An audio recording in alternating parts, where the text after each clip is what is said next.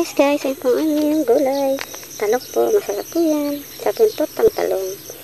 Kaya pag dito po sa probinsya po, masipag ka lang, buhay ka sa maghapon. Kaya guys, bili na kayo.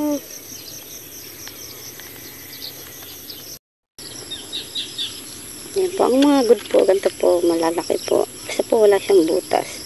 Meron naman pong malaki, meron butas, kagaya po yan, may butas. Dapat po wala, ibubukod po siya. Semi na po. Yan po. Good po yan. Kasi wala po siyang butas. Alam niyo naman po ang may butas. Matigas. Ito po. Malambot. Yun po ang walang butas. Pag yan po ay may butas, syempre kita niyo naman. Pero minsan po maliit lang po siya. Kung meron pong matigas. Yan. Madali po siyang hanapin pag sa tubig po. Lulubog po siya.